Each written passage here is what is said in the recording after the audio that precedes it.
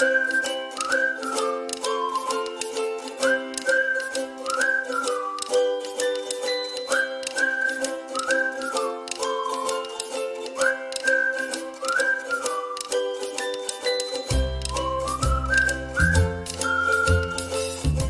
friends, welcome to my YouTube channel The Scholars Academy, and today we are going to discuss about the operant conditioning theory which was given by B.F. Skinner. Last video में हमने पढ़ा था classical conditioning theory के बारे में और आज हम पढ़ेंगे ओपरांट कंडीशनिंग थ्योरी के बारे में। तो ओपरांट कंडीशनिंग जो थ्योरी थी वो B.F. स्किनर ने दी थी। इन्होंने जो टर्म यूज़ किया था ओपरांट, उसका मतलब होता है any active behaviour that operates upon the environment to generate consequences. इसका सिंपल वर्ड्स में अगर मीनिंग जाने तो इसका मीनिंग ये है कि जो भी काम हम करते हैं और उनसे जो कॉन्सिक्वेंसेस आते हैं या आउटपुट आता है, हम हमारे बिहेवियर और कॉन्सिक्वेंसेस के बीच में एक एसोसिएशन बना लेते हैं। इसी चीज़ को ऑपरेंट कंडीशनिंग के नाम से बोला गया है। Operant conditioning operant conditioning learning in operant conditioning learning happens due to two things। पहला है reinforcement and second is punishment। तो दोनों को एक एक करके देखते हैं कि होता क्या है। एग्जाम्पल्स ऑफ operant conditioning, सबसे पहले हम देखते हैं पनिशमेंट कि अगर कोई भी बच्चा अगर किसी स्विच में बोर्ड में ऐसे हाथ डालेगा तो उसका डिज़ायर्ड आउटपुट क्या आएगा कि उसे बहुत ज़्यादा शॉक लगेगा।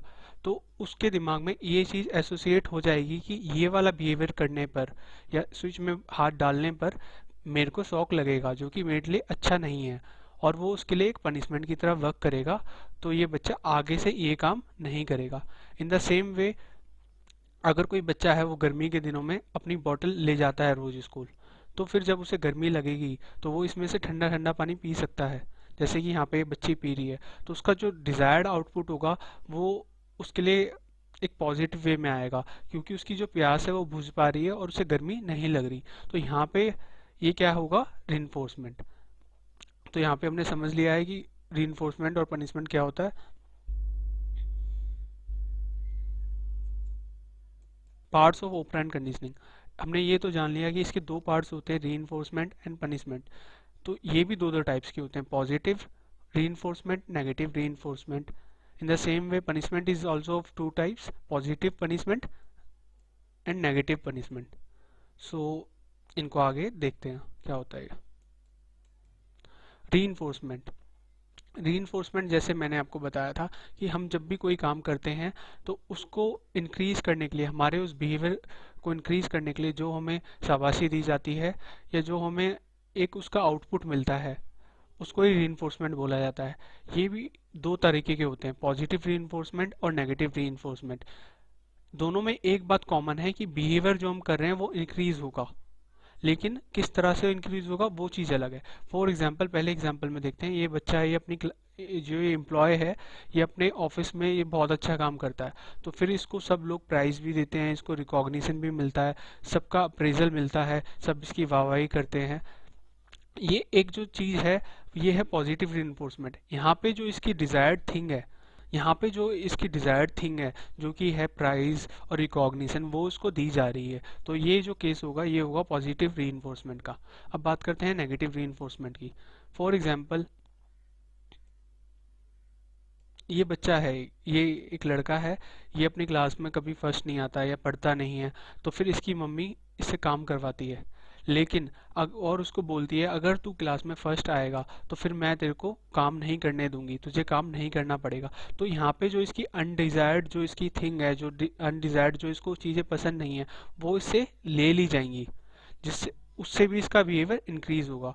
तो हमने देखा कि दोनों केसेस में बिहेवियर इंक्रीज तो हो रहा है, बट करने का तरीका अलग अलग है।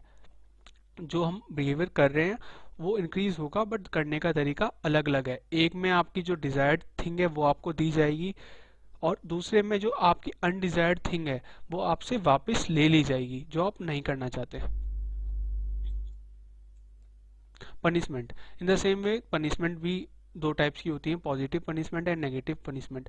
और एक बात जो दोनों में कॉमन है वो है कि बिहेवियर दोनों में डिक्रीज होगा। जो हमारा नेगेटिव बिहेवियर है, जो अनडिजायर्ड आउटपुट है, वो हमारा दोनों में डिक्रीज होगा। फर्स्ट केस में कि अगर बच्चा क्लास में पढ़ाई नहीं करता तो उसकी मम्मी उसे डांटेंगी या मारेंगी। ये एक होगा केस पॉजिटिव पनिशमेंट का, क्योंकि जो उसके लिए डांटना है या मारना उसके लिए पॉजिटिव वे में वर्क करेगा।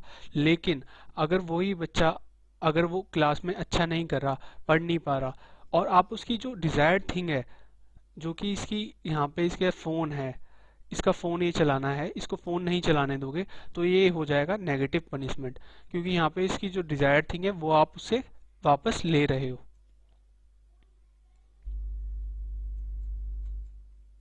अब क्या चीज़ें हमें ध्यान में रखनी चाहिए जब हम पनिशमेंट दे रहे हैं? तो पहला ये है कि for effective punishment give it immediately. For example, यहाँ पे बच्चा है, ये बच्चे बंक करके अपना स्कूल में खेल, मतलब स्कूल बंक करके खेल रहे हैं बाहर रोड पे क्रिकेट। तो जैसे ही ये घर पहुंचेगा, तो अगर इसकी मम्मी ने इसकी सुताई कर दी बिल्कुल प्रॉपरली, तो उसको याद रहेगा कि अगर आगे से मैंने बंक किया तो फिर मेरी पिटाई होनी है। तो इसलिए बहुत ज़रूरी है कि इफेक्टिव पनिशमेंट दी जाए। साथ ही साथ पनिशमेंट देते टाइम जब इसकी मम्मी इसको मारेंगी तो इसे समझाएंगी भी कि बेटा तूने गलत क्या किया और तुझे क्या सही करना था। Now we will discuss things to kept in mind while using reinforcement. The first point is it should be given immediately. मतलब कि अगर आप चाहते हैं reinforcement लंबे टाइम तक रहे तो उसको साथ के साथ देना ज़रूरी है। Here you can see, for example, in a class, if a child gives right answer to a tough question, then teacher should immediately reinforce him in the form of clapping, chocolate or any other way. जैसे कि अगर class में कोई बच्चा right answer देता है तो उसको साथ के साथ उसके लिए शाबाशी देना बहुत ज़रूरी है। उससे क्या होगा, वो आगे से और मेहनत करेगा और ज़्यादा राइट आंसर्स देने की कोशिश करेगा। एंड सेकंड पॉइंट जो हमें ध्यान रखना चाहिए, that we should use more of positive reinforcement. कि अगर कोई पर्सन इम्प्रूवमेंट कर रहा है या अच्छा काम कर रहा है तो उसको पॉजिटिव रीइंफोर्समेंट दे, ना कि negative reinforcement. For example here, अगर आपको मेरी वीडियो से किसी तरह की हेल्प मिल रही है तो आप उसको सपोर्ट करें, लाइक करें, शेयर करें, सब्सक्राइब करें। ऐसे ही यहाँ पे जैसे मेरी वीडियोस हैं उसमें मे भी ऐसा हो सकता है थोड़ी बहुत कमी भी हो, बट फिर भी जो मेरे फ्रेंड्स हैं या मेरे दोस्त हैं वो सब उसकी पॉजिटिव साइड ही मेरे को दिखा रहे हैं या बता रहे हैं। तो इसको बोलेंगे पॉजिटिव रीइंफोर्समेंट। ये दोनों बातें हैं जो कि आपको ध्यान में रखनी चाहिए जब आप किसी को रीइंफोर्स कर रहे हैं। एंड लास्ट में हम देखते हैं कि ऑपरेंट कंडीशनिंग जो हमने अब तक पढ़ा है, इसमें हमने पढ़ा था पॉजिटिव रीइंफोर्समेंट कि जिसमें कोई डिज़ायरेबल जो चीज़ है वो ऐड कर दी जाती है ताकि बिहेवियर एनकरेज हो। जैसे ये आप देख सकते हैं, यहाँ पर ये एम्प्लॉय है, जब इसने अच्छा काम किया तो फिर इसे क्या मिला, प्राइज़ मिला और रिकॉग्निशन मिला। ऐसे ही यहाँ पे नेगेटिव रीइंफोर्समेंट, उसमें क्या था कि कोई चीज जो अनडिजायरेबल आउटपुट है उसको, अनडिजायरेबल जो थिंग है पर्सन के लिए वो हटा दी जाती है। जैसे यहाँ पे इसके लिए अनडिजायरेबल थिंग क्या थी, बर्तन धोना, तो इसको हटा देंगे तो फिर ये पढ़ाई करने लगेगा।